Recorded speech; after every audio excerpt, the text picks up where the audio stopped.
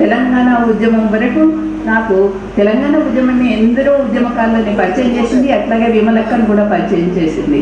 కానీ అంతకంటే ముందు నాలాంటి ఎంతోమందికి తెలంగాణలో, ఆ మాటకు వస్తే తెలుగు ప్రాంతాల్లో ఉద్యమ సోయిని, ముఖ్యంగా మనం సమాజం కోసం ఏం చేయొచ్చు అనే ఆలోచనలు ఇచ్చింది ఇలాంటి సాంస్కృతిక ఉద్యమాలే కాదా?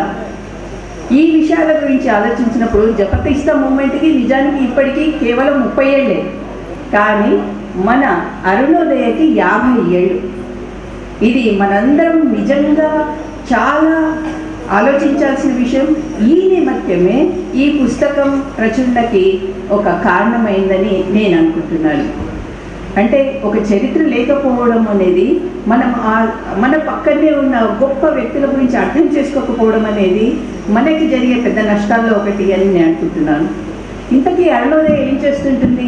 ఇప్పటి వరకు ప్రొఫెసర్ నాగేశ్వరరావు గారు చాలా అద్భుతంగా మాట్లాడారు. ఇంకా నేను మాట్లాడాల్సింది మిగిలింది ఏమీ లేదు అంతమంది వక్తలు మాట్లాడిన తర్వాత. అందుకే నేను ఇక్కడున్న చిన్న చిన్న అక్కచెల్లెళ్ళు కళాకారుల కోసం నేను ఒక చిన్న కథ చెప్పాలనుకుంటున్నాను. ఇది కూడా నేను జపతిస్తా మూమెంట్లోనే నేను విన్న కథ. అందులోనట ఒకసారి ఒక ఉద్యమ నాయకుడు అట్లా పొలాల పోటీ, అడవుల పోటీ పోతూ ఉంటే ఆయనకు ఒక ఆరుద్ర పురుగు ఎదురైందట. ఆరుద్ర పురుగు ఎదురైనప్పుడు వాళ్ళిద్దరు మాట్లాడుకుంటున్నారు.